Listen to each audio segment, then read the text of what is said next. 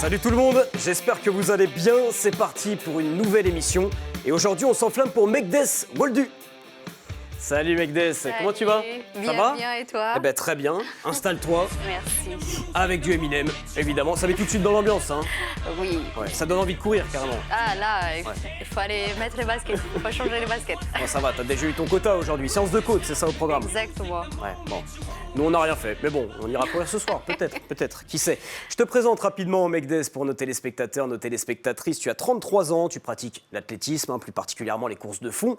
Et bien, ton palmarès est pas mal, hein, il faut le dire quand même. Oui, c'est pas mal. Regardez ça. Tu détiens plusieurs records de France, celui du marathon, du 10 000 mètres. Et tu es également co-détentrice du record de France du semi-marathon. Tu es quadruple championne de France élite, 20e aux Jeux Olympiques de Paris sur marathon, première française. Et donc 8e du marathon de Paris 2026, première française, 2e européenne. Ouais, c'est pas trop mal. De quoi tu es le plus fier dans tout ça, Mekdes?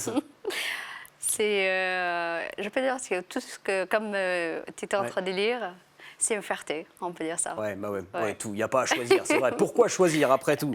Donc Mekdes, tu cours le marathon, je reprécise ton record, 2h23 et 13 secondes. Donc c'est énorme. Pour vous donner un petit ordre d'idée, c'est du 17,7 km/h. Essayez, chez vous, vous allez à la salle de sport, vous mettez sur un tapis de course, vous mettez 17, juste 17 déjà, km/h. Je ne suis pas sûr que la plupart tiennent longtemps. Mekdes le fait sur 42 km, 195. Voilà, ça demande forcément un entraînement de dingue, j'imagine. Combien de kilomètres par semaine en prépa marathon? Pour le marathon, entre 180 et 200 km. Wow. Par semaine. Ça fait combien par jour, ça, à peu près? Je suis très mauvais en calcul. 7 jours, du coup. Ouais, mais ça fait du 200, Quelquefois, 20... on fait repos les dimanches, mais c'est tous les jours, matin et soir. Oh, c'est énorme. Donc avec un peu de musculation dans tout ça. Oui, il y a la muscu, et après, oui, il y a plein de choses en place. Okay. Tu fais un peu des sports portés aussi, un peu de vélo à côté, un peu de natation? Vélo, oui, en mode de récupération, vélo dans la salle, ouais. dans la préparation de marathon. Ok. Alors, tu as dû le voir, Mekdes, mais récemment, Jimmy Gressier, le champion du monde du 10 000 mètres en 2025 à Tokyo, il a déclaré qu'à 18 km/h, physiologiquement, il était en footing. Alors, ma question, c'est, Mekdes, à quelle allure, toi, tu es en footing? 18. Le footing de récup, normalement, je suis même capable de courir 6 par kilo le soir. Ouais, mais donc là, très lentement, je peux dire, oui, très lentement. J'aime bien de récupérer bien, je ne regarde pas le montre. Mais entre 5, 4,30 jusqu'à 6 par kilo, je peux courir le soir. Ok, donc là, tu es en facilité totale. En facilité totale, oui. Ok, wow. Ouais, c'est déjà pas mal.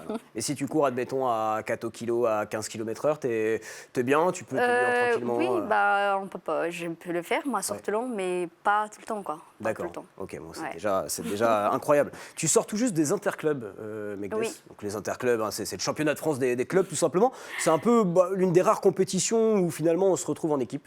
Ça fait plaisir. C'est génial. Ouais. C'est ma préférée déjà. Okay. Comme j'ai fait les championnats de France, ou les interclubs, c'est quelque chose que j'attends. Parce que j'ai fait chaque année les mêmes distances, je fais sur 3000. Et c'est là qu'on se croise avec tous les athlètes des clubs et aussi les autres clubs. C'est ça qui est bien, on rigole, on regarde et j'adore. J'attends que les relais à la fin. Ah, c'est clair que les interclubs. Et voilà, à la fin, c'est les médailles. Il faut attendre les médailles. Cette année, on était un peu déçus avec mon club. Mais voilà. C'est le moment assez incroyable dans la saison pour tout athlète qui regardera cette émission, vous allez comprendre.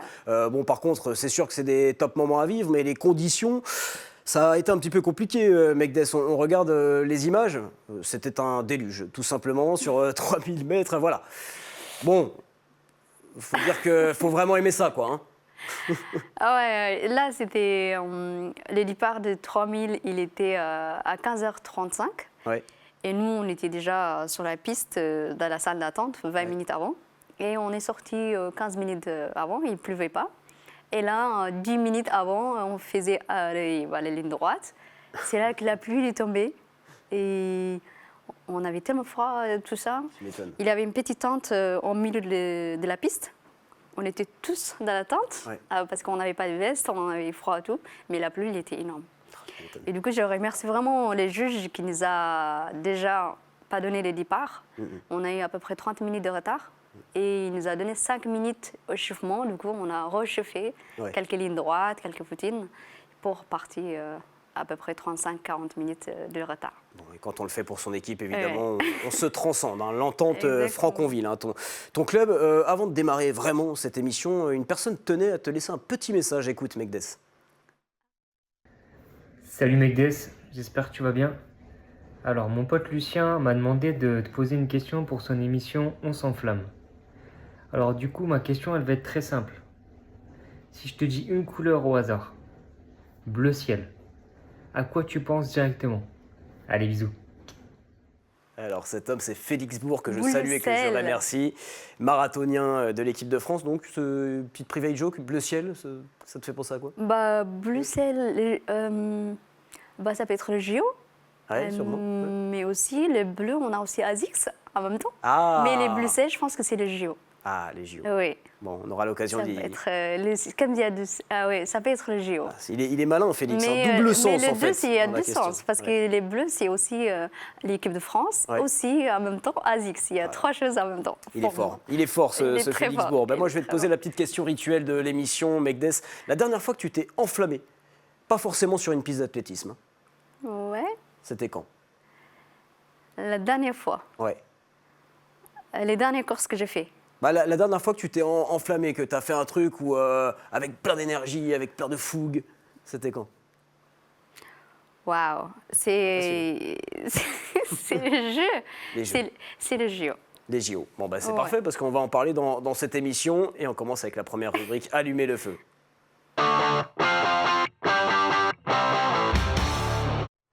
J'adore déjà cette émission avec Megdes, elle est tout le temps en train de sourire. C'est un régal. Non mais c'est vrai. C'est un sourire communicatif et ça fait Ouais. plaisir. C'est gratuit, on ne Bah, paye pas. Eh ben voilà, Et voilà. c'est nickel. Quand c'est gratuit, c'est super. Tu es né en Érythrée, Oui. Megdes, à Adi Keblo. Et aussi surprenant que ça puisse paraître, au début... Adi Keblo. Adi Keblo. Oui. Ouais. Et au début, aussi surprenant que ça puisse paraître, tu n'aimais pas forcément courir. C'était le foot, le truc. C'est ça. Ouais. J'aimais pas. Et pendant à peu près un an, ça m'a pris un an pour accepter la course à pied. Et du coup, je faisais le foot. Je faisais le foot de 9 jusqu'à 11 ans, 2 ans à peu près. Et un jour, tu sors d'un match de foot, et là, il y a un coach d'athlétisme de ton école qui te prend direct à la sortie et qui te dit « Attends, toi, je pense que tu peux avoir des qualités là. Tu vas faire un 800 mètres Ouais. et on va voir ce que ça donne. » Je te laisse raconter la suite. Et j'étais les gardiens en fait de mon équipe. Ouais. Et j'étais à côté de voilà. Non, c'est les défenses. Non, c'est Ouais, pas les défenseurs, gardiens. ouais. Il y a les gardiens après lui. Défenseur. Les défenseurs. Gardien, défenseur, Voilà. J'étais là. Et les ballons, il est venu sur moi. Du coup, là, je l'ai pris les ballons. J'ai marqué un point de l'autre côté. Mais je courais hyper vite. C'est là, je pense qu'il a vu que j'étais Ah oui, mais tu trop m'étonnes. rapide. Tu as traversé le terrain, quoi, Voilà. balle au pied. Et là, il me dit, tu vas courir. Et c'est quoi? Je fais quoi? Ah, et oui, non, mais 2 tours sur piste. Et c'est une piste de tirage de foot. Ouais. Ça peut être peut-être de plus de 800. Donc, j'ai gagné. J'avais à peu près 100 mètres de l'avance avec les athlètes qui étaient là. Le tout en sandales en plastique en plus. Exactement. J'avais les baskets en sandales en plastique avec lesquelles j'ai joué le foot. Ouais. Et avec le short de foot, je ne sais même pas quel mal qu'il était. Mais voilà, j'étais premier avec beaucoup d'avance avec les autres filles. Et je pensais que ça s'arrête là, mais non. Mais non. Ah, mais non. Donc au début, bon, tu y vas un petit peu à Ouais, reculons. ouais, C'est un peu ouais, paradoxal de c'était- dire ça quand on parle de course à pied, mais être performante, oui. Aimer ça, c'est autre chose. Ça a mis combien de Et temps aimer à... surtout parce que moi, à ce moment-là, à l'âge de 12 ans, je ne comprends pas trop de sport. En fait, Oui. la seule chose que je veux, c'est de faire le foot et de jouer, surtout avec mes C'est amis ça. et les copines qui étaient en train de jouer. Alors que quand Et on court, course on à ne joue pied, pas. par contre, je suis seule, on ne rigole pas. Et j'ai dit, bah non, c'est l'affaire. Ah non, je ne fais pas. Et du coup, ils étaient hyper intelligents à l'école. Les profs, il m'a dit, oh, dans ces cas-là, tu fais le foot, en même temps, tu cours. Du coup, j'ai fini l'école à midi. Ouais. Je m'entraîne avec les athlètes. Ok, Je fais 2 fois par semaine, je fais l'athlète. ouais, Et le reste du jour, je fais le foot. d'accord. Ils m'ont proposé de faire le 2. Ouais. Sauf qu'au bout d'un moment, je commence à fatiguer. Et là, j'ai commencé à dire non, j'ai un problème du cœur. Inventer des Ouais, mais des excuses. choses Ok. que c'est horrible, quoi. Et un jour, il m'a dit oui, tu vas appeler tes parents. Sauf que si j'appelle mes parents, j'ai dit ah là, ça va pas parce que mon père, il était professeur à l'école avant. D'accord. Et là, il va pas aimer. Du coup, qu'est-ce que j'ai fait? J'ai mes caches derrière l'école pendant 2 semaines. Je vais comme si je vais à l'école, mais je reste à côté du midi jusqu'à 18h. Ah ben et je long, pars quand même. à la maison comme si j'étais à l'école. Après 2 semaines, et voilà, ils sont envoyés un courrier comme quoi, bah là, et ça fait 2 semaines qu'elle est absente. Et là, c'est mon père, il a dit, bah non, elle n'est pas absente, vous vous êtes trompé, est-ce que vous êtes... Et là, la supercherie tombe mon à l'eau. père, il était là avant moi, et c'est là que c'est devenu très très compliqué. Je lui ai dit, non, je n'ai pas envie de courir, il m'a obligé à courir, et mon père m'a dit, ouais, mais... Tu sais, la course à pied, ça t'aide aussi pour jouer les matchs, c'est très bien. Et il était très très malin. Il m'a mis dans ma tête que c'est très bien. Ouais. De plus en plus, je pense qu'au bout de 6 mois, les professeurs ils me disent, oui, mais au lieu d'attendre à midi, tu peux donner ta sac à dos à ton frère. Et toi, tu cours derrière lui, parce que moi, j'ai fait 1 heure à pied pour aller à l'école. Les villages, c'est 1 heure à pied. Aller-retour, ça me fait 12 heures. Et donc tu courais pour aller à l'école et repartir? Oui, j'ai fait en fait en marche pour aller au village. Tous les jours, je fais aller-retour pendant 1 semaine. Et là, j'ai dit, ah bah, ça c'est une bonne idée. Je donne mon frère qui était en vélo, mon grand frère. Et moi, je cours derrière lui. Ça me fait 40 minutes, quelquefois 35 minutes, voilà. Et là, j'ai arrêté de courir tous les midis et je fais aller-retour finalement. Et c'est à partir de ce moment-là que ça a commencé à te plaire? Oui, 1 an après, j'ai même pas envie de jouer le foot. Ok. Parce que j'ai commencé à faire les championnats. C'était 2007. Ouais. Et du coup, 2008, il m'a dit de faire le championnat des régionaux, départements, les championnats nationaux. Ouais. Et je fais le cross. C'était en mars ou février 2008. Ouais. Et là, en fait, j'ai qualifié pour aller avec les championnats nationaux à la capitale. D'accord. Et parce que j'ai terminé 4e, là, il m'a dit, tu vas aller faire avec tous les athlètes. Peut-être que si tu qualifies là, tu vas aller monter dans l'avion et tu seras championne. C'est là que 2008, j'ai fait le cross. Du coup, c'était ma première sélection avec les... J'avais 16 ans. Ouais. Et j'ai terminé 4e pour aller au championnat du monde de cross. Incroyable. Ma première compète. Et là, je suis devenue une vraie athlète. Ah ouais, incroyable. Ah ouais. Tu avais des qualités de dingue. À partir de ce moment-là, tu prends les courses les unes après les autres et tu vois que tu es performante, mais tu n'as pas cette idée d'en faire à haut niveau forcément? Non, bah, en fait, j'ai couru juste comme ça. Je ne fais pas d'SP. Et je pense que le fait de faire aller-retour au village et 1 heure, j'étais déjà une athlète, je pense. Et même pour moi, il m'a dit, tu es qualifiée, tu vas aller au championnat du monde. Ça va avec les athlètes qui va fermer pendant 1 mois, qui s'entraînent ensemble, tu auras un coach, et il me donne les baskets. Je dis, mais c'est quoi ça? Ouais, tu découvres un peu. Non, j'avais 16 ans, je ne comprends pas qu'est-ce qui se passe. Ouais. Et j'ai dit à mon père, en fait, j'ai qualifié, il m'a dit d'avoir un passeport pour aller, je ne sais pas quel pays, mais on va aller voyager et tout. Et là, il m'a dit, voilà, et cette fois, tu as trouvé tes talents, mais en même temps, n'oublie pas l'école. Parce que j'étais aussi le meilleur élève à l'école. Ah oui, oh bah c'est parfait, tu étais au top dans tout. J'étais très bien à l'école et mon père, il était vraiment obsédé par l'école. Il ne voulait pas que je quitte l'école. Mais bon, après, c'était compliqué. 2-3 ans après, quelquefois, je viens en France. Pendant 1 mois, 2 mois, 3 mois, je reste en France. Et de retourner au pays, d'attraper tout, c'était très compliqué. Tu as dit, ça c'est 2007, 2008 à peu près? Le premier voyage, 2008, c'était mon premier qualif au championnat du monde. Je n'ai pas pu participer, on n'a pas eu de visa, donc on a fait des demi-tours, etc. C'est l'histoire. Mais c'était 2008. Et les premiers voyages que j'ai fait en France, c'était en 2010. C'est là que j'ai eu un manager, j'étais une athlète. Tu as commencé à découvrir. J'étais plusieurs fois championne nationale, j'ai fait 3 fois championne de...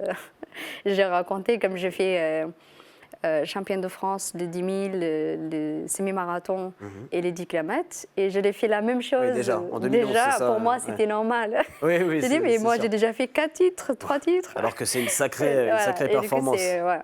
On parle là de ces années 2007, 2008. Et après, moi, j'aimerais revenir sur un événement en 2007 qui n'a rien à voir avec la course à pied, mais qui m'a profondément marqué. Je l'ai lu sur tes réseaux sociaux. Tu as témoigné là-dessus et je trouvais ça assez fort. En 2007, tu as vécu un accident de bus auquel tu as survécu alors que plein de personnes ont péri. Est-ce que quand on vit quelque chose comme ça, on a une vision de la vie différente par la suite? Est-ce qu'on relativise un peu plus les choses, on se dit, on est persuadé que la vie est très précieuse et tient à un fil finalement? Oui, justement, en fait, c'était le moment que je commençais l'athlé. Comme il y a des vacances scolaires, et l'école, il nous envoie à la capitale avec... il y avait les athlètes qui viennent d'Italie et le coach italien à la capitale. Comme on était jeunes, on était accueillis par eux pour apprendre, s'entraîner, qu'est-ce qu'il y a de PPG, de découvrir un peu pendant un mois. Du coup, je suis restée un mois à la capitale. J'étais... Par contre, je ne suis pas capable de faire ça. Ah, tu dis, hein, si ça te... Megdes, juste, si ça te dérange un truc, tu n'es pas obligé d'en parler. Hein. Non, c'est pas grave, on va parler. Et du coup, c'était le moment que je retourne au village. Je suis partie prendre le bus avec tout le monde. Et le bus, c'est pas un bus de vingtaine, c'était à peu près 80 à l'intérieur, c'est hyper grand. J'avais que... C'était 2007, j'avais que 15 ans. Et on n'a même pas sorti à peu près 3 km de la capitale. Il pleuvait énormément beaucoup et les chauffeurs, ils parlaient avec une dame qui avait un enfant, elle était juste devant moi. Ils parlent de quelque chose qu'elle doit payer pour ça, tu ne peux pas regarder avec toi, tu dois mettre à haut, un truc comme ça. Ils parlaient très fort. Et il y a un chemin qui arrive à droite et il y a une autre voiture qui arrive à droite. Lui, il n'a pas vu, il a freiné très fort. C'est là que le bus est... D'accord. Voilà. Et oui, une fois, mais après, deuxième fois, 2 fois. Du coup, moi, j'étais celui de droite. C'est les gens qui étaient celui à gauche, qui a fait 2 fois, du coup, qui étaient plus décédés.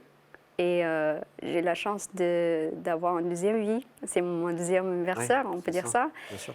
Et oui, c'était très compliqué. Je ne comprenais pas au début. C'était toutes les flux, on ne comprend pas qu'est-ce qui se passe. Il y avait, je me rappelle, il y avait une grande dame qui était assise, une dame assez vieille, avec la dame qui avait un enfant. Et du coup, les bébés qui étaient vécus, du coup, et la grande dame, la vieille, et la maman qui ne se réveillait pas. En fait, elle n'était plus là, les bébés qui pleurent. Moi, je prends le bébé, et il y avait un autre mec qui fait payer les gens, je ne sais pas comment on appelle en français. Et lui, il me dit de casser les vitres. En fait, je commence à casser les vitres avec mes pieds et je fais sortir la dame, les bébés. Je commence à aider les gens, sauf que je n'étais pas consciente. Même lui, il n'était pas conscient. Et là, il y a la police, il y a les voitures partout, on sort. Et c'est là que je vois les gens qui étaient sortis de la voiture et on se les bus. Et c'est là que j'ai réalisé que c'était un accident. Et là, je commence à pleurer et tout. Et c'était très compliqué. Et donc, c'est là, il me ramène à l'hôpital et de me dire que est-ce que vous pouvez parler, qu'est-ce qui s'est passé, parce qu'on n'était que 5 qui étaient pas touchés comme moi, du coup. Il y avait plein qui étaient blessés, très graves. Il y a un 51 qui est décédé ce jour-là. Mais le pire de ça, en fait, on est tous dans la même ville. C'est ça qui est très, très dur. C'est la ville où je vais à l'école tout le temps. J'ai pris énormément de temps à l'hôpital et d'aller à l'école parce qu'il y avait les enfants qui avaient perdu ses parents, ses frères, ses sœurs. À chaque fois, ils me disaient, tu sais que j'étais avec mon papa. J'ai pris à peu près 3 ans. Je n'ai pas envie que les gens aient dit ça. Oui, tu as la chance parce que moi, j'ai parlé de mon grand-père, mon père. Et c'était très compliqué. Très, très compliqué. Mais je n'ai pas pu parler pendant 2 années. Je pense que j'ai parlé, j'étais au Kenya au mois d'août. C'était le 13 août 2007. Ce jour-là, ma mère, elle m'appelle. N'oubliez pas, c'est tes journées spéciales. Ne fais pas quelque chose qui ne va pas. Ma famille, il fait comme une fête chaque année. C'est un souvenir, c'est grand. Pour eux, c'est quelque chose d'énorme. Je lui dis, mais maman, je suis au Kenya. Je ne peux pas me mettre à allumer les bijoux, un truc comme ça. Je ne suis pas avec ma famille. Elle m'a dit, dis les gens avec toi. Tu dis qu'aujourd'hui, c'est un jour spécial pour moi. J'étais au centre de l'annexe il y a quelques années, je me rappelle. J'ai dit au chef qui était là-bas, les managers, Vous savez, aujourd'hui, c'est un jour spécial pour moi. J'ai vécu Mélodie, Memegdes. Ça, c'est une grande fête. On va faire un petit truc pour toi. Et là, il m'a mis un petit gâteau. Moi, je ne fête pas avec les gâteaux ce jour-là. Je mets juste des petits souvenirs, un petit silence pour les gens qui ont perdu la vie ce jour-là. Et j'ai coupé les gâteaux. Mais les plus bons qui étaient là, je suis arrivée à parler devant les gens et qu'est-ce que j'ai vécu et tout. C'est ce jour-là que j'ai écrit sur Internet. Mais il n'y avait personne qui sait, même mon coach, il ne sait pas. Bien sûr. Il n'y avait personne qui sait qu'est-ce qui s'est passé. Merci beaucoup, Megdes, Je d'en pense parler. Vraiment les gens qui sont passés ce jour-là. Et moi, j'ai eu une chance, ça on peut dire. Oui, mais merci d'en avoir parlé à cœur ouvert comme ça. Tu l'as dit, c'est un peu une deuxième vie et tu l'as saisie et tu fais de très belles choses. Tu te bats sur la piste pour des performances, des chronos, mais tu es aussi une combattante de la vie. Et d'avoir une deuxième vie aussi. Je pense que ça nous aide aussi dans la vie. Parce que si je suis restée aujourd'hui, peut-être qu'il y a des raisons derrière. Ouais. C'était pas mon premier accident, c'était ma deuxième accident de véhicule. D'accord. J'ai eu aussi à 7 ans, je suis tombée d'une nouvelle voiture qui n'était pas fermée, les fenêtres d'une véhicule. Et j'ai vécu aussi une deuxième fois. Je me suis dit peut-être que, je ne sais pas si me bénisse et... Il y a des choses à accomplir. Comment je peux me paniquer que j'ai déjà eu quelque chose de bien dans la vie. En tout cas, on va en parler de cette deuxième vie, de cette deuxième belle vie, parce que tu as accompli plein de belles choses. On reprend un peu le cours de ton histoire. En 2011, tu quittes l'Érythrée, ton pays d'origine. Ouais. Pour quelles raisons tu te sentais menacée, en danger? On sait que le contexte politique est très dur là-bas. Est-ce que c'était ça? Oui, j'ai eu pas mal de choses qui m'empêchent à s'entraîner, à continuer mon sport. Et surtout, on peut dire ça. Du coup, moi qui aimais courir, finalement, j'ai fini par aimer la course à pied. Et du coup, je voulais vraiment continuer le sport et de vivre qu'est-ce que je voulais dans ma vie. Et du coup, c'est pour cette raison-là que j'ai quitté le pays. Il y a un long périple ensuite. Tu arrives en France, tu restes 2 mois, tu pars en Suisse où vivait ton frère. Tu reviens un peu par obligation en France comme réfugié politique. C'est compliqué, tu passes de foyer en foyer, il faut apprendre le français, il faut reconstruire une vie, il faut trouver des repères. Beaucoup de choses à gérer. Comment tu as vécu tout ça, toute cette période, Megdes? C'est vrai que j'avais 19 ans, 18, 19 ans. Oui, en plus, tu étais très jeune. 2012, je pense que 18-19 ans. La seule chose que j'ai fait, en fait, je suis arrivée pour faire des compétitions, j'ai terminé ma course, je pense que je suis restée 1 mois et demi à peu près. C'était fin d'année 2011. Ouais. Et du coup, j'ai fêté les bonnes années 2012 chez mon frère en Suisse. Ouais. Je me suis dit, je n'ai jamais imaginé de vivre en France, en fait. Je me suis dit, bon, tu vas rester, tu voulais pas aller au pays, ok, mais il faut aller vivre avec ton frère. Ouais. Et j'ai aussi deux tantes. Frère, j'ai aussi 2 tantes aussi en Suisse. Et j'ai pas mal de familles en Suisse. Ok.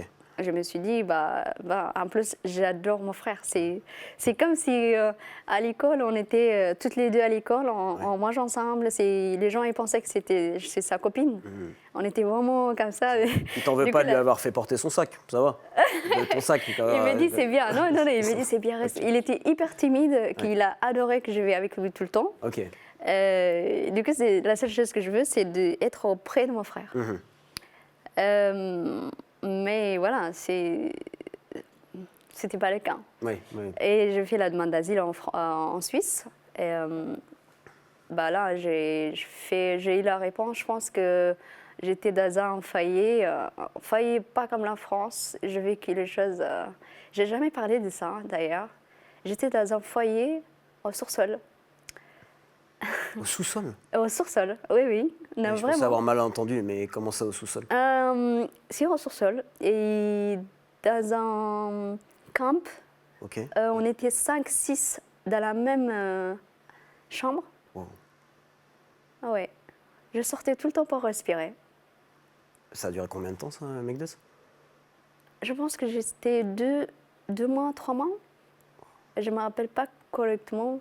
En fait, on attend là-bas. Après, il y a plusieurs étapes en Suisse. il y a les camps qu'on demande d'asile, après il fait le transfert. Et ma deuxième transfert au camp, il était sur sol. Après, je suis allée dans un autre, la finale, pour attendre la réponse. Oui, je me rappelle de courir tous les matins, ça m'a fait tellement de bien. Je courais matin et soir, je m'entraînais, c'était bien. Donc, c'était l'affaire. Je n'ai pas trop aimé ce camp et je sortais chaque vendredi pour passer le week-end avec mon frère. On n'avait pas le droit de sortir dans la semaine. Enfin, on sort pour se balader, mais pas de dormir en dehors du centre, du foyer, du coup.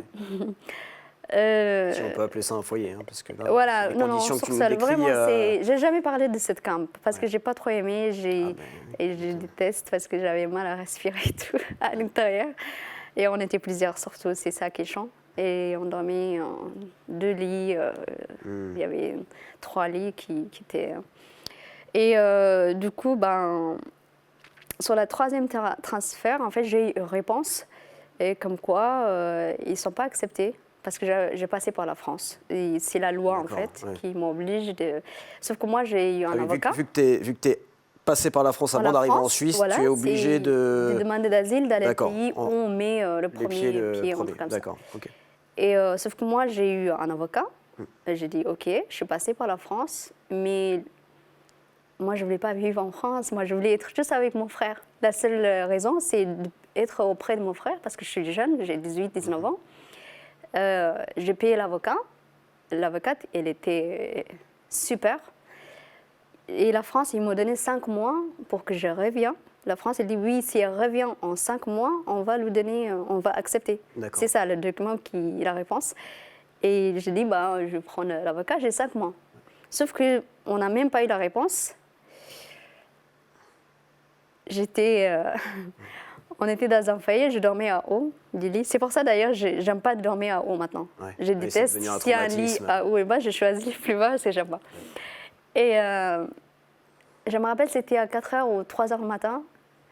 Il y a les policiers d'immigration de la Suisse qui est venu à 3h du matin, qui m'a réveillée avec mon pied. Réveillez-vous, en fait. Vous devez aller en France. Et c'est là que j'ai eu une malaise, du coup. J'ai eu une malaise, je suis tombée et je me suis réveillée comme l'hôpital, mais c'était la prison de Suisse, de la police de Suisse. Je me suis réveillée, j'ai connu le visage du mec le monsieur d'immigration qui m'a réveillée du coup. Et il était habillé en civil, mais moi je n'ai pas oublié sa tête. Et je voulais pas, je parle pas bien l'allemand, je parlais un petit peu, mais je lui dis en anglais, je voulais pas le voir en fait. Et là, je vois l'avocate qui était là, mon frère, et il me dit, tout va bien, c'est juste la loi. Ouais, mais sauf que moi, j'ai même pas eu la réponse, et c'est une longue histoire. Pour, on peut dire, un petit peu couper l'histoire, et je suis restée 12 semaines du coup, dans cette prison. 12 semaines 2 semaines. 2 semaines. 2 semaines. Bon, et pour que je puisse signer les papiers pour aller en France, soit je signe, soit je ne sors pas, en fait. Et de signer ce papier, c'était... vous signez ce papier pour ne pas revenir en Suisse pour demander d'asile encore 2e fois. C'est là que je n'ai pas accepté de signer les papiers. J'ai dit non, je ne vais pas aller en France, mais je ne vais pas... Déjà, au début, j'ai dit non. Au bout de 2 semaines, j'ai commencé à stresser, de ne pas courir, de ne pas sortir, c'était l'affaire. Et ils m'ont donné, j'ai eu la chance d'avoir quelqu'un qui m'a aidé énormément là-bas, un ami de mari d'une copine éthiopienne qui était là-bas, une athlète, Alain, je le remercie beaucoup. Il a demandé une demande spéciale pour qu'il puisse m'autoriser à courir un petit peu dans la journée. Il me fait sortir à haut, à haut de la prison, du coup. Je suis tournée dans un... J'ai l'impression que dans toutes les phases très compliquées de ta vie, la course à pied revient souvent comme quelque chose qui t'a permis un peu de respirer. Respirer, libérer de tous les stress. Je commence à avoir la tache sur mon visage. Je n'étais pas moi-même. Et tous les matins, je vois Alain, mon frère, et qui m'amène plein de mots pour que je sois très forte ce jour-là. Et ça m'a aidé vraiment, je révise ces quelques mots qui viennent de la Bible. Et au bout de 2 semaines, je commence à lâcher.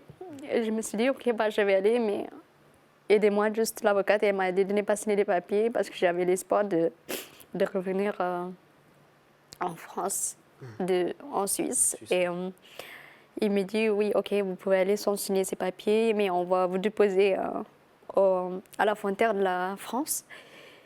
Et il m'a ramené avec la police de l'immigration à Annecy. D'accord, Annecy. Du coup, il m'a déposé à Annecy. Il y a Alain, du coup, le monsieur qui m'a aidé, qui m'a suivi en voiture, parce qu'il sait que ça va être compliqué à communiquer en français et tout. Et surtout, j'avais 19 ans. Et Annecy, bon là, c'est vraiment, tu Annecy, connais personne. voilà, ils ont donné mon sac, toutes les sacs étaient, du coup, mes affaires. Moi, j'avais pas le droit de toucher mes affaires, c'est la police qui avait, ils donnent. Et voilà, madame, vous êtes arrivée. Et il part. Et là, je vois les visages de la police de la France qui étaient souriantes. Il me dit, ah bon, qu'est-ce que vous avez fait, Jean-Fille Et Alain qui rentre, non, il n'a rien fait, c'est juste la loi, il explique en français. Et les sportifs, ils voient mon photo qui était plein d'albums. Ah, mais vous êtes une championne, ne vous inquiétez pas. Dans quelques années, on va vous voir à la télé. Sauf que moi, je ne comprends pas qu'est-ce qu'il raconte. Et non, elle ne parle pas français, elle parle anglais. Elle m'a dit, oh, il me parle avec le français, en anglais, il commence à communiquer avec moi, de me dire que la France, c'est un bon pays, ne vous inquiétez pas, on will see on the TV. Et là, j'ai dit, mais ils sont différents ici, même le pays ici. Bon, j'ai dit, ok. Et là, il me dit, bon, on va vous envoyer dans un foyer. Alain, il a dit, non, elle ne va pas aller là au foyer. Donc, la famille d'Alain, lui, ils m'ont payé 2 semaines d'hôtel à Annecy. Un peu petit village à côté d'Annecy, pour que je sois bien dans la tête. Il m'a accompagnée. Franchement, ma copine, elle a un bon mari.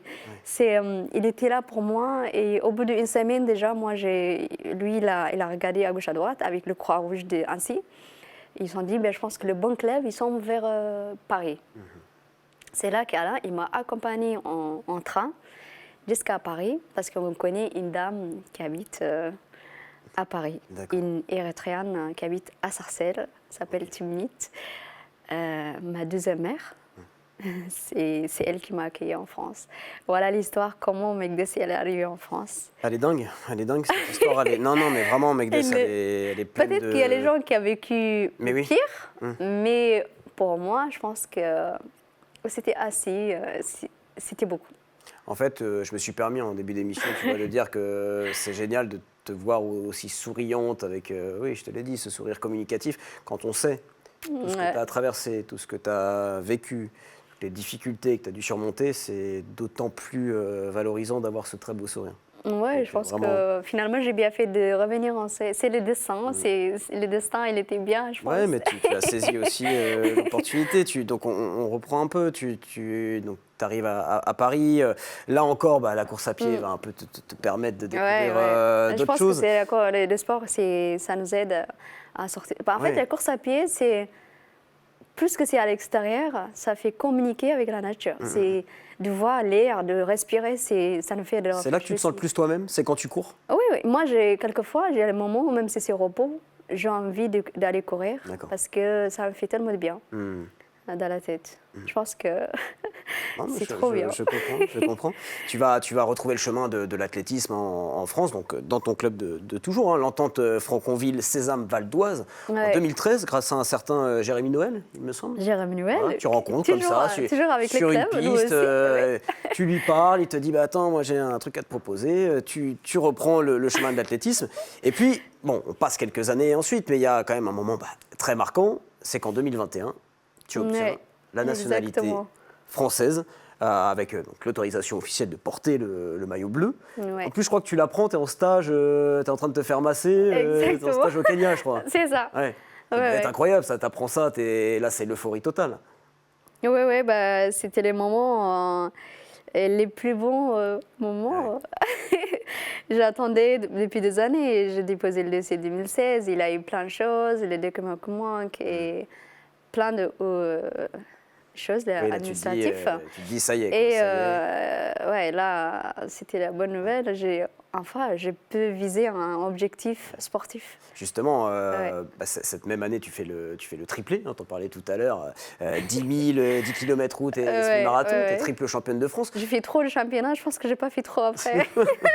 Non, mais est-ce que tu penses que justement le fait d'avoir obtenu cette nationalité française, ça t'a un peu, tu vois, ça t'a permis de te sentir libéré, Ouais, mais voilà, une certaine c'est stabilité. un vrai liberté. En Oui, fait, j'avais énormément. C'est en temps sportif, on donne un objectif, en fait, d'aller un peu plus loin.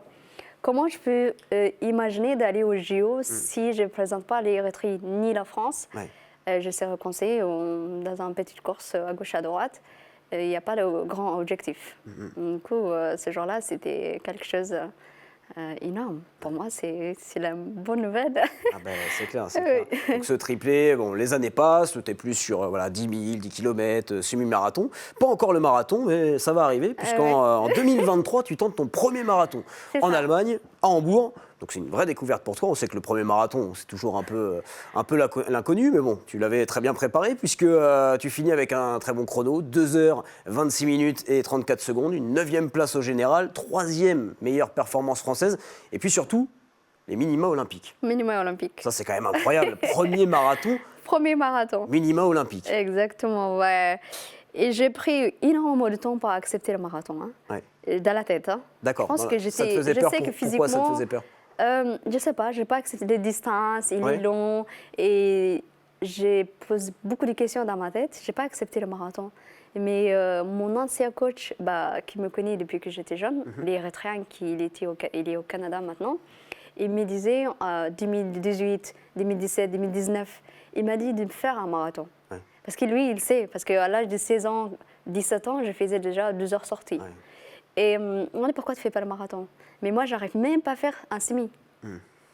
Et là, ce jour-là, comme j'ai terminé le marathon, j'ai dit waouh. C'est fait pour moi. C'est ça le marathon. J'ai préparé 6 mois. Et normalement, c'était prévu que je fasse à Séville, mois de mars. Mais je suis blessée 4-5 jours avant. Et c'était les pires. J'étais tellement prête. Et je savais que j'étais capable de 2h25, 2h24. J'étais vraiment bien. Mais je suis blessée. En fait, non, tu es blessée. Tu dois accepter de ne pas courir, de ne pas faire ces marathons. Et c'était très, très compliqué. Mais voilà, c'est les médecins, ils m'ont dit vraiment, premier marathon, blessé, c'est pas la bonne... J'ai dit, est-ce que je peux faire les straps? J'ai dit plein de choses que non. Et après, voilà, on a pris 3 semaines de pause, vélo, natation, tout ça avec mon coach qui est très, très doué pour ça. Et là, on part. La forme, elle était là. Ça, c'était février. Du coup, j'ai commencé à recourir en mars. Et là, il me dit, est-ce que tu fais Paris, Rotterdam ou Amsterdam ou bien Hambourg? Moi, j'ai calculé 6 semaines ou 7 semaines. Et j'ai dit, je prends celle-là. Hambourg. Mais Hambourg, ce n'est pas un parcours plat. Oui, en plus. J'ai dit oui. Mais là, qu'est-ce que je veux? Même mon coach, il était vraiment d'accord avec moi. Là, qu'est-ce que je veux? C'est de faire un marathon, de terminer avec plein de smiles. Je n'ai pas envie de faire un marathon, viser un chrono qui... Non, il faut que je finisse bien cette marathon. Ça a été le cas? Tu finis, tu es tout sourire? OK. La forme, elle était là. On était très prudents que les blessures, ça n'arrive pas. Et là, finalement, arrivé à Hambourg, mon coach qui était, je me rappelle, il était en Afrique du Sud, stage avec l'équipe de France. Et moi, j'étais accompagnée avec mon agent. Et il m'a dit, oui, on a dit moins 2h26-50 qui était pour minima pour les championnats du monde à Budapest. Ouais. On a dit ça. J'ai dit oui. Sauf que quelquefois, en compétition, il y a des paces, des pacers qui, moi j'étais avec le 5e, des lièvres, qui quoi, était des meneurs au d'allure. milieu de 2h26 et 2h27. Du coup, moi j'ai choisi ça au lieu de faire 2h28. On est parti. Il appelle à mon agent, mais c'est pas possible. On a dit ça. Nanana. Le moment que j'ai passé 32 km, c'est bon.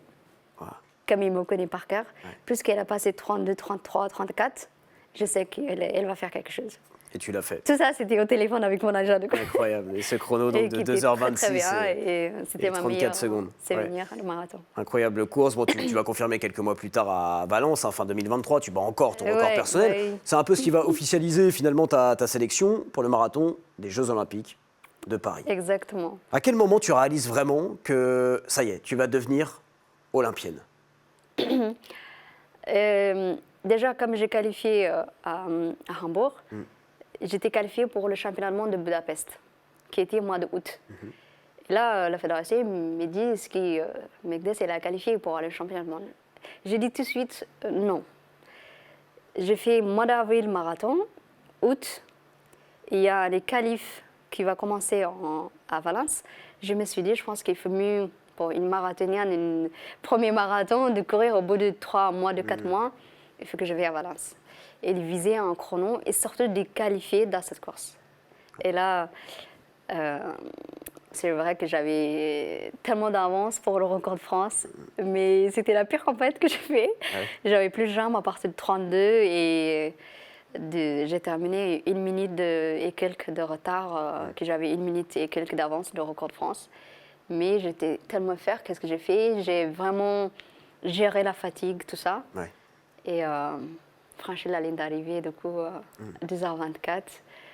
Et c'était magnifique. Et ce ticket pour les Jeux Olympiques, on voit les images, on va en parler évidemment de ces Jeux. Alors déjà c'est symbolique parce que tu es sélectionné 20 ans après la médaille de bronze remportée par l'Érythréen Zersene Tadesse au 10 000 mètres. Donc ça c'est quand même aussi symbolique. C'est d'ailleurs ce qui a permis un peu de démocratiser la course à pied en Érythrée, qui est de base un pays plus connu pour le cyclisme. Donc c'est pas rien d'être toi aussi, de devenir olympienne. Ça n'a pas été simple, cette préparation pour les Jeux de Paris. Forcément, il y a des moments difficiles, c'était une période très intense physiquement et mentalement, mais quand même avec quelques petits moments de relâchement. Écoute ce message, Megdes. Quand je pense à Megdes, je repense directement à notre préparation olympique à Font-Romeu 2024. On s'entraînait très dur, mais on récupérait encore plus sérieusement. Un jour après l'entraînement, on a pris direction à Andorre pour faire une récupération plus professionnelle. Donc ça veut dire bon shopping, trouver un bon restaurant, et on a mangé un fondu en plein mois de juillet. Franchement, je savais que Megdes il courait vite, mais je savais pas qu'il avait autant de talent, faire des bons shopping et commander les meilleurs plats. Oh my god! Voilà. Zana Mamazanova, marathonienne kazakh, donc avec qui tu as fait ta préparation avec qui j'ai partagé toute ma préparation. On a fait toutes les sorties, toutes les footings de récup. Cette fille que j'adore. Elle a toujours le smile, tout le temps souriante. Comme toi, finalement. Waouh, oui, on a fait plein de choses avec elle et son mari, elle était accompagnée par son mari. Ouais, c'est une fille adorable. Merci vraiment pour son message. Je ne sais pas comment tu as pensé à cette fille. Un journaliste ne dévoile jamais ses sources. Waouh! Non, mais vraiment, cette fille, elle était. J'ai partagé beaucoup mes entraînements. Et je me rappelle, on a fait 37 km sur Toulon. On est parti de Font-Romeu. Donc Font-Romeu, pour ceux qui ne savent pas, en altitude. En altitude, de 1800 jusqu'à 2000. On est parti de Font-Romeu jusqu'à Matmal. Matmal, c'est un parcours un peu plus plat et qui est un peu plus bas d'altitude. Moi, qui n'étais pas bien, j'étais pas... moi, comme j'ai fait 40 km, 37 km à cette allure-là, au Kenya, je suis hyper à l'aise. Et ce jour-là, c'est pas l'histoire de la forme, mais j'étais pas du tout à ma forme, en fait. Je me suis arrêtée, j'ai tiré, j'ai fait plein de choses. J'étais accompagnée par Jana, mon coach et mon agent. On a un petit vidéo de souvenirs ce jour-là, mon coach qui était en train de contrôler le lactate, le sucre, etc. C'était un mode de travailler, comment il faut prendre le ravito, les gels, etc. Et je me rappelle, j'ai arrêté à 34 km parce que j'avais énormément mal au bassin, parce que j'étais blessée au pied. Mon coach qui pensait que le problème il est là parce que j'ai jamais parlé de mon pied. J'ai tiré, sauf que j'ai pas envie d'arrêter. Ouais, on peut arrêter, on n'est pas obligé d'aller jusqu'à 37. J'ai dit non, je tire et je pars. Et j'attrape Jana. Et on finit. Au final, on n'a même pas fini ensemble. Ouais. Elle est partie un peu plus avant parce que j'ai tiré 2 fois. Je me suis arrêtée 2 fois. Et c'était une très belle souvenir. On a de belles vidéos, de photos et c'est une fille adorable. Et elle a bien couru à Paris. Elle a fini pas loin de moi. Et merci Jeanne. Ouais, cette pour son humeur Paris, surtout. Oui. Bah oui, cette course à Paris était, j'ai envie de dire, chargée d'émotions en tout point de vue, puisqu'on parlait de cette préparation compliquée physiquement, mentalement, émotionnellement aussi, puisque tu perds ton papa 3 mois avant les Jeux. Ouais. Ton papa qui était ton socle, qui t'a toujours soutenu, qui t'a dit « Vas-y, Megdes, lance-toi dans la course à pied, il faut que tu continues ».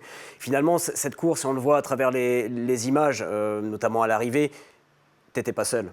Vous l'avez couru à 2, en fait, ce marathon. Oui. J'étais pas seule toute la course. Et ça a commencé au championnat d'Europe de Rome. D'ailleurs, vous avez une photo juste derrière moi, c'est à Rome. Personne ne comprend, je pense, ce jour-là, parce que je n'ai pas pu parler de les caméras. Je fais que pleurer à l'arrivée à Rome. On a raté aussi une médaille à la 3e place par équipe avec 1 seconde. Voilà. Le plus difficile, oui, c'est vrai, c'était JO, mais aussi 3 semaines, en moins de 3 semaines, qui étaient à Rome. En fait, comme je suis arrivée à Rome, je suis venue directement du pays. Je suis allée... c'est ma mère qui m'a dit, c'était prévu, tu dois partir, tu vas faire pour lui.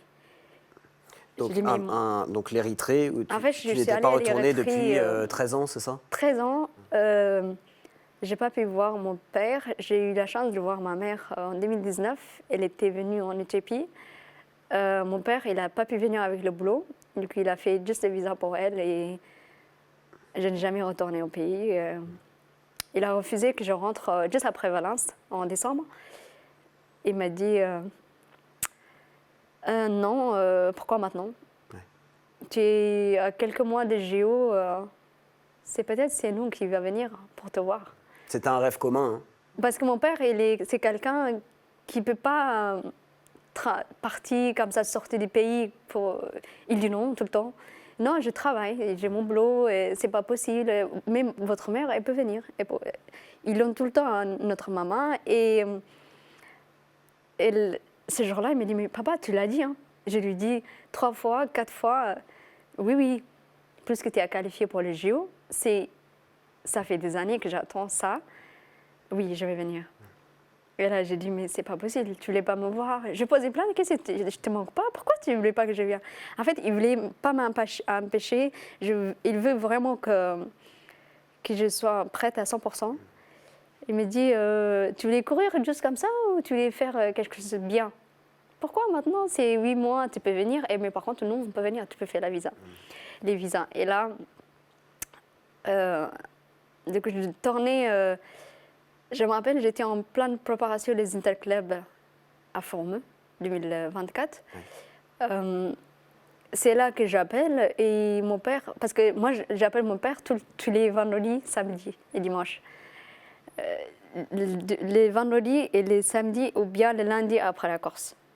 Et un jour j'appelle, c'est mon petit frère qui me répond, le téléphone. Je dis mais...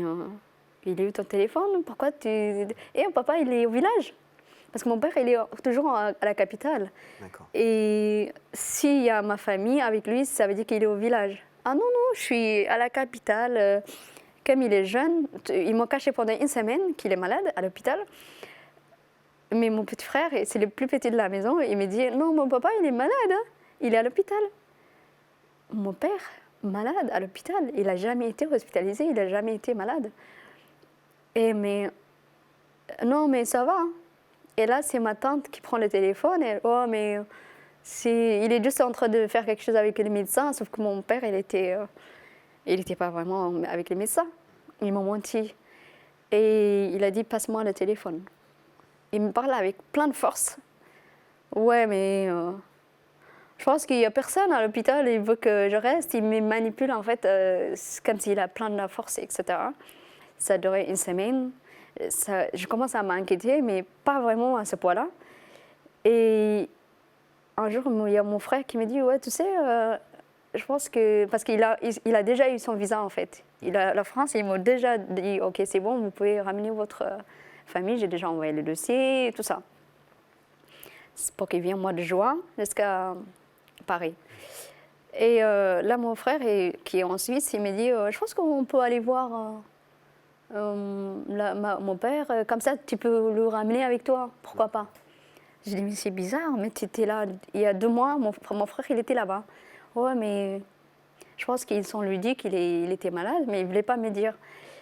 Et là, j'ai descendu de Forum le jeudi pour courir dimanche aux Interclub. Je me suis dit, ouais, peut-être qu'après les Interclub, peut-être je vais aller, mais pas vraiment inquiétée.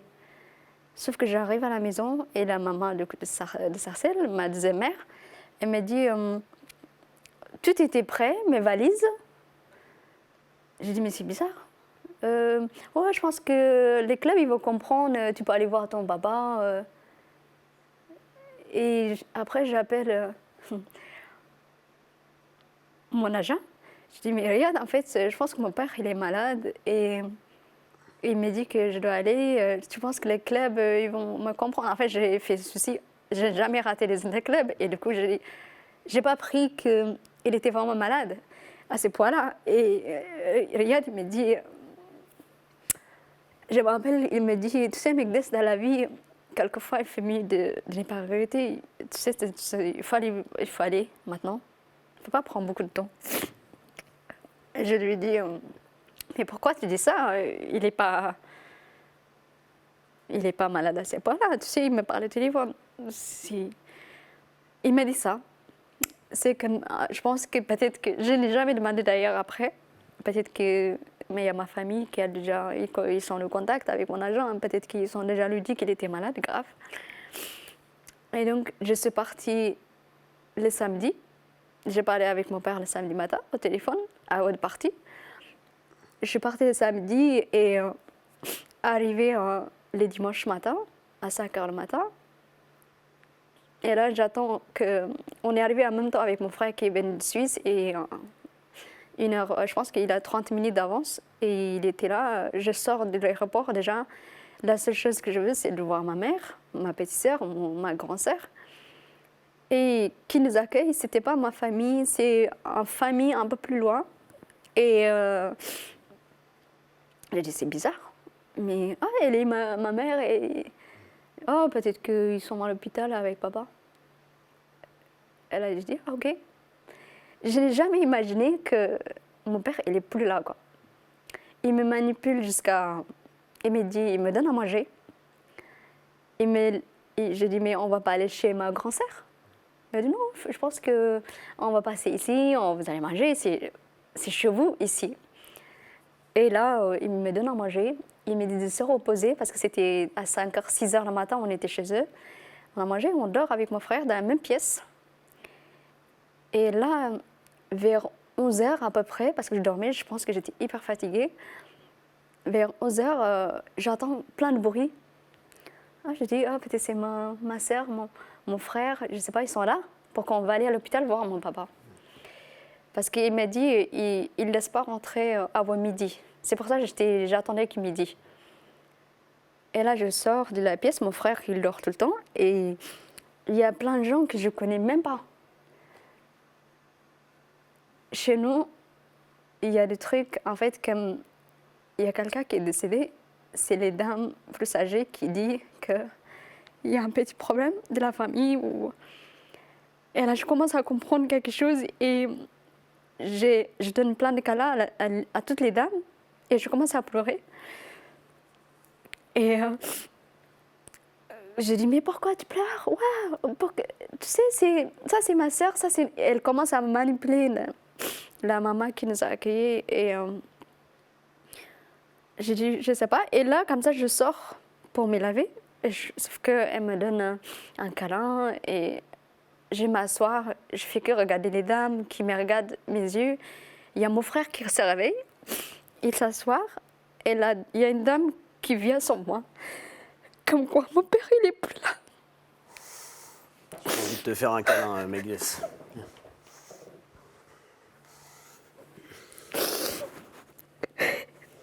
Ça me touche beaucoup, Megdes, vraiment. On en a parlé un petit peu en off tous les deux. Je trouvais ça important d'en parler. Je me retrouve beaucoup. Je ne vais pas m'étaler sur le sujet, mais j'ai perdu ma maman aussi. C'était les choses qui inacceptables, je ne sais pas. J'ai dit mais non. Je commence à crier sur mon frère. Mon frère, il avait compris qu'il n'était plus là. J'ai dit, je commence même à frapper mon frère. J'ai dit, tu m'as manipulé, tu m'as menti. Tu l'as compris après que c'était pour te préserver? Je pense que mon frère, il sait déjà qu'il n'était plus là parce qu'ils sont lui dire. Il m'a dit, moi je savais déjà. J'ai dit à les dames, non, je voulais voir mon père. Et c'était très compliqué. J'ai dit non, c'est impossible. Et pourtant, tu as eu la force après de il me ramène, plus tard. Il me ramène voir ma famille. Du coup, on est parti où il était. Mon père, il était à l'hôpital. Et là, je vois ma sœur, mon frère, toute la famille qui... Ils me regardent droit de mes yeux comme ça. Et même pour eux, c'était dur que... S'il n'y a que moi qui ne l'a jamais vu, mon frère, il allait déjà 13 ans sans le voir. Et à 5 heures, 4 heures avant que j'arrive, qu'il est parti comme ça, Je lui ai demandé, je voulais voir. Sauf que chez nous, on ne peut pas voir le cœur. C'est impossible. Ils me disent, vous savez, en France, je pense, je ne sais pas si des belles choses, mais vous regardez le cœur de votre famille et chez nous, c'est non. Même ma mère, elle ne peut pas voir. Et j'ai dit pour que, avec l'enterrement, je me rappelle, j'ai dit, vous n'allez pas enterrer mon père avant que je lui donne un câlin. Mais je pense que le fait que d'être là, mais maintenant, je parle comme s'il est là tout le temps. C'était très dur. C'était très dur. Et pour revenir à Rome, ma mère, elle m'a dit, 3 à 4 jours après, elle m'a dit, tu vas t'entraîner à la capitale. J'ai dit non, je ne vais pas. Je ne sais pas si mes jambes ils vont courir de nouveau. Parce que lui, il était mon moteur depuis que j'étais petite. Et tu as eu envie d'arrêter à ce moment-là, d'arrêter la course à pied quasiment? Là-bas, en fait, je fais que 10 jours. Et, je ne voulais pas retourner et je voulais être auprès de ma famille, ma mère. Et à chaque fois, je voulais aller voir où il était, mon père. Et il me surveillait pour que je ne vais pas là-bas. Au bout de 3-4 jours, après, ma mère elle m'a dit tu vas aller à la capitale. Elle a demandé à Zersanet Adessé, l'ancien recordman, c'est comme mon frère, mon grand frère. Et elle a lui appelé il faut que tu viennes la chercher, il faut que tu lui dises de s'entraîner. Et du coup, je suis allée à la capitale et j'étais accompagnée par Zersanet et par tous les athlètes. Et aussi, je me rappelle Girmay Gebrselassie, le champion du monde de semi-marathon, le marathon, je pense, 2019.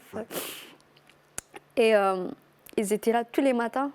Ils viennent à l'hôtel pour que je m'entraîne. Donc, je m'entraînais, je pense que 10 jours, j'ai fait footing long, etc. Mais je n'étais pas moi-même. Elle m'a dit, tu vas aller faire cette course qui est prévue, championnat d'Europe à Rome, le semi-marathon.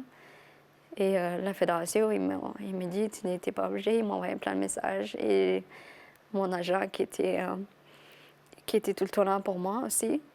Vous savez, en tant qu'athlète aussi, il y a la localisation, il y a plein de choses pour AFLD. Bien sûr. Non, mais en tout cas, Tout ça, c'est beau. En tout cas, ouais. Megdes, ce parcours que tu nous racontes, 3 mois plus tard, après cet événement tragique, être sur la ligne de départ du marathon de Paris, finir ce marathon avec tout de même une 20e place, première française. Derrière, il y a eu l'année 2025 aussi, où ça n'a pas été simple. Hein. Tu te blesses, tu en as un peu parlé de cette fracture de fatigue au pied. Mais tu vas rebondir, encore une fois, j'ai l'impression que c'est ta vie, hein, de toujours réussir à rebondir. Tu vas enchaîner 3 records de France en 3 mois quand même, c'est complètement fou. Le marathon, le 10 km, le 10 000 mètres, on voit hein, ce national record, c'est fou. Et moi j'aimerais revenir quand même sur le marathon de Barcelone, où tu fais le record de France, 2h23 minutes et 13 secondes. Un marathon, oui, ça se court seul. Mais pas que, tu as été accompagné durant toute cette course par un pacer, un lièvre, un meneur d'allure qui est très très important pour toi. Il s'appelle Razine Abdelali et il tenait à te laisser un message. Salut Megdes, c'est Abdel. Je veux juste te dire merci beaucoup pour l'opportunité que tu m'as donnée dans ce moment-là historique de record de France en Barcelone. Et je suis vraiment sûr que tu vas le renouveler encore et encore. Et ton père va être toujours fier de toi. Merci. Merci beaucoup, c'est adorable. C'est un sport individuel, mais finalement c'est un sport d'équipe en fait. Ce mec, il est extraordinaire et il était là en tant que pacer, il était là comme le coach. Hein. Je pense que le fait qu'il fait aussi du travail comme ça, ou peut-être c'est un ancien marathonien, peut-être ça peut être un coach, il m'a aidé énormément. J'ai un petit souci de digestion avec les ravitaux. Il était là, il me protège pour que les autres ne m'empêchent pas de prendre. Il me dit à chaque fois de prendre un ravito aussi. Il me conseille de prendre, comme je prends un ravito, moi j'ai l'habitude de boire trop vite. Et lui me dit, respire. Oh, merci beaucoup. C'est lui qui m'a poussé jusqu'à la fin parce qu'il a de 39 à 40 km, c'était très difficile. Mais il m'a dit, tu peux le faire et merci. Et c'était... on a fait tout le nécessaire pour qualifier au championnat du monde à Tokyo. Je me rappelle tous les travaux que j'ai fait au Kenya et la seule chose que je veux, c'était de faire moins 2h23. 2h22, je me suis dit, il faut que j'ai qualifié au championnat du monde. Parce que j'ai raté Budapest, parce que c'est moi qui ne voulais pas aller. Mais je me suis dit, ça va être mon premier championnat du monde. Mais finalement, ce n'était pas le cas. Et voilà. Magnifique ce record de France à Barcelone. J'aimerais qu'on aborde une dernière petite chose. Megdes, c'est le marathon de Paris. C'est assez récent, hein, c'était en avril. Tu finis 8e, première française, 2e européenne. On a les images hein, de cette course sur les départs où là tu avais un peu froid, hein, c'est ça je crois. Il faisait hyper froid. Un peu froid. Partage-nous un peu ton ressenti de cette course mythique. C'était ton premier marathon de Paris en plus. C'est ça. C'était avec les Jeux, c'était au 10e. Oui, du coup, oui, c'est vrai. Mais il faisait hyper froid, les départs. Mais ça me rappelle Paris 2024. Hein. On ressent quoi sur la ligne de départ comme ça? Il y a du stress, il y a de l'adrénaline. Oui, mais là, on avait trop de froid. Il faisait hyper froid le matin. On a resté quand même 20 minutes. On est arrivé à 7h40 pour la présentation des élites. Je pense que... Je pensais qu'on était comme si on était à Paris 2024. Le fait que ça soit à Paris, il y a du monde et tout le monde qui crie le nom, tout, c'était trop bien. Tu penses quand tu cours ou pas? 42 km 195, c'est long. Est-ce que tu as ton esprit focus juste sur là, monte le chrono, les temps de passage ou parfois ça divague? En fait, j'écoute pas qu'est-ce qui se passe à gauche, à droite. J'écoute qu'est-ce qu'ils disent les gens qui crient allez Megdes, etc. Mais je peux pas connaître qui est les personnes. Et il y a le moment où même mon coach il me dit oui, même au VAC de Paris, c'est pas que au JO c'est encore pire, mais même au VAC de Paris, mon coach m'a dit oui, je t'ai donné du chrono à 10 km, à 15e, mais j'étais là avec sauf que moi je vois personne, je suis vraiment concentrée, soit si les pacers il est là, je suis les pacers. S'il y a les athlètes, mais je suis à 100% concentrée. Focus. Ouais, vraiment. Ouais. Avant de passer à la dernière rubrique de l'émission, la petite tier list, on fera très très rapidement, mais question aussi très rapide sur les Jeux de Los Angeles. C'est un peu la prochaine grande échéance. C'est déjà dans un coin de la tête, Megdes, 2028, Los Angeles? Bah oui, je pense que dans toutes les athlètes, dans la tête de toutes les athlètes, il y a Los Angeles qui soit vraiment, et le chrono, ça va être difficile à le faire, le minimum. Je pense que c'est 2h20. Déjà aller chercher la qualif. Oui, c'est 2h20. 2h30, je pense, si je ne me trompe pas, mais on attend toujours les qualifs officiels. Mais il aura encore du boulot, comme tous les marathons. Hein. Je souhaite vraiment qu'on soit beaucoup, comme Paris 2024, les athlètes françaises, parce que les garçons, on a tout le temps beaucoup. Ah oui. Parce que pour 2024, on était 5 ou 6 filles qui étaient qualifiées déjà. Et je souhaite vraiment la même chose pour 2028, pas que pour moi, pour tout le monde. Parce que les compétitions, les championnats du monde ou les JO, c'est les frais des athlètes, le travail des années et des années. Et maintenant, nous avons beaucoup de marathoniennes et j'espère que je serai au départ en 2028. Pas de blessures parce que j'ai... Tokyo, ça m'a laissé énormément de traces, les blessures de Tokyo dans la tête. Et je ne souhaite vraiment pas à toutes les athlètes cette blessure qui arrive un mois ou 3 semaines avant. Bien sûr, on va suivre ça de très très près, Megdes. Avant ça, on finit sur une petite note marrante, la petite tier list. C'est parti Ok. Allez, c'est parti, c'est le tout fait tout flamme.